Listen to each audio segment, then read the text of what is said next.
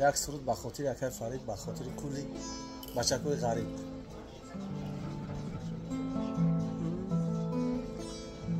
چند سال می شود از بری آچم دورم زرد.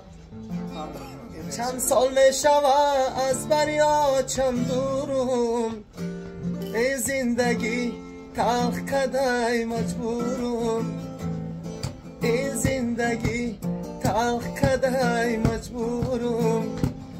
من یاد کدم نانی گرمی آچمه، من یاد کدم نانی گرمی آچمه، هم خنده و قهر و بازوهای بچمه، هم خنده و قهر و بازوهای بچمه.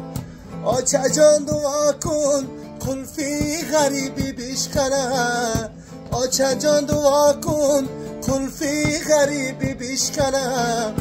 برم دیدار تبینم تا که خمارم بشکنه، برم دیدار تبینم تا که خمارم بشکنه. آچه جان دعا کن قلفی غریبی بشکنه، آچه جان دعا کن قلفی غریبی بشکنه.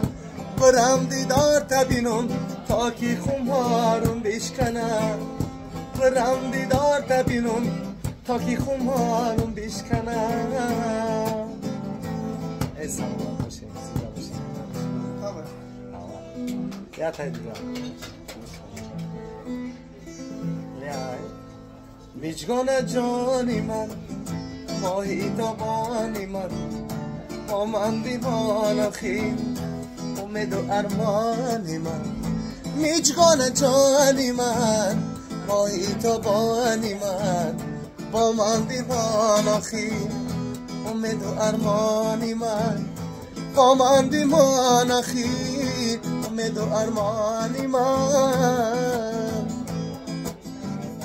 عزیزم تو گلی باغی بهاری، دلم را برده‌ای درک نداری. تو را من خوانده‌ام معشوقه خود، مرا که عاشقی خود نشماره. میرنگی جانی من، ماهی تابانی من، با من دیوانه خی امید و ارمانی من.